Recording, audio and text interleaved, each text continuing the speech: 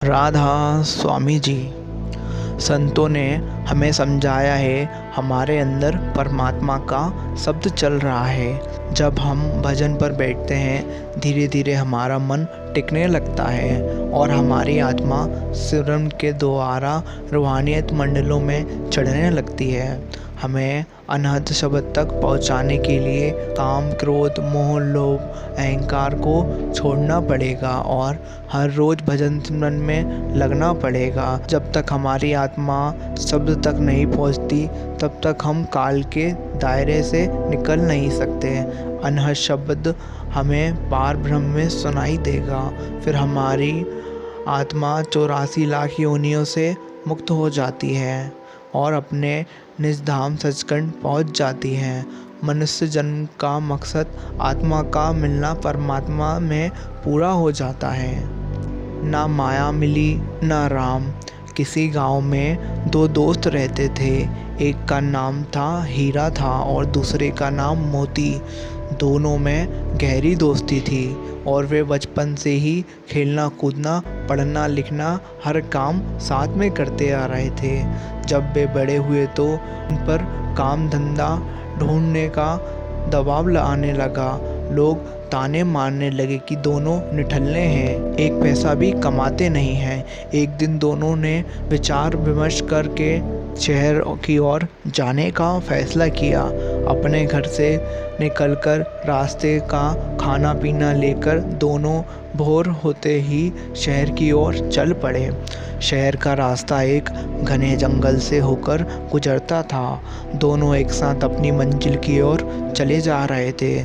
रास्ता लंबा था, सो उन्होंने एक पेड़ के नीचे विश्राम करने का फैसला किया। दोनों दोस्त विश्राम करने बैठे ही थे कि इतने में एक साधु वहाँ पर भागता हुआ आया और साधु ने तेजी से हाँफ रहा था और बेहद डरा भी हुआ था। मोती ने साधु से उससे डरने का कारण पूछा। साधु ने बताया कि आगे के रास्ते में एक डायन है, हरा कर आगे बढ़ना बहुत मुश्किल है। मेरी मानो तुम दोनों यहीं से वापस लौट जाओ।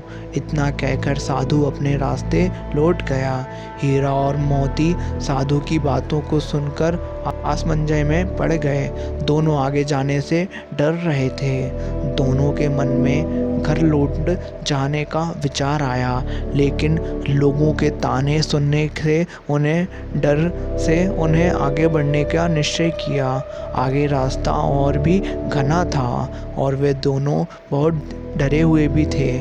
कुछ दूर और चलने के बाद उन्हें एक बड़ा सा थैला पड़ा हुआ दिखाई दिया।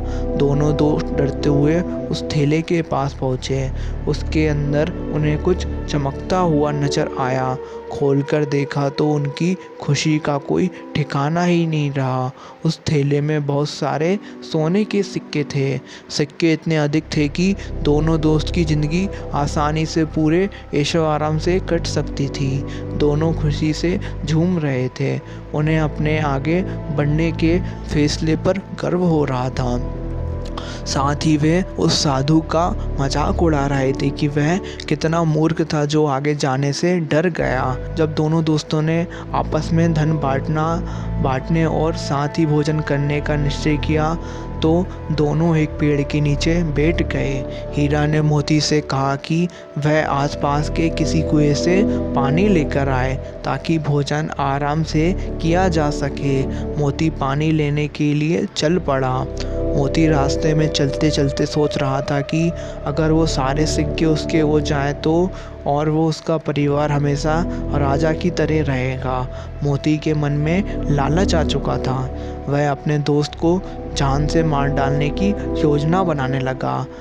पानी भरते समय उसके कुएं के पास उसे एक धारदार हथियार मिला। उसने सोचा कि वो इस हथियार से अपने दोस्त को मार देगा और गांव में कहेगा कि रास्ते में डाकुओं ने उस पर हमला किया था।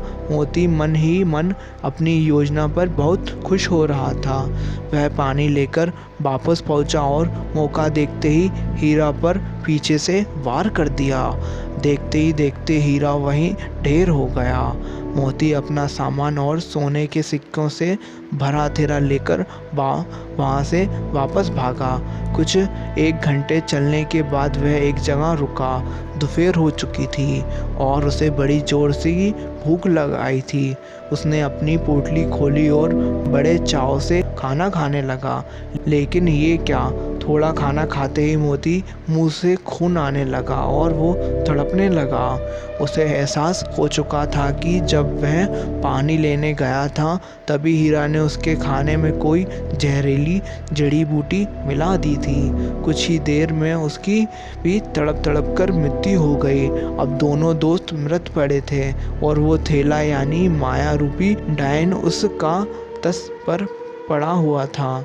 जी हाँ दोस्तों, उस साधु ने एकदम ठीक कहा था कि आगे डायन है। वो सिक्कों से भरा थैला उन दोनों दोस्तों के लिए डायन ही साबित हुआ।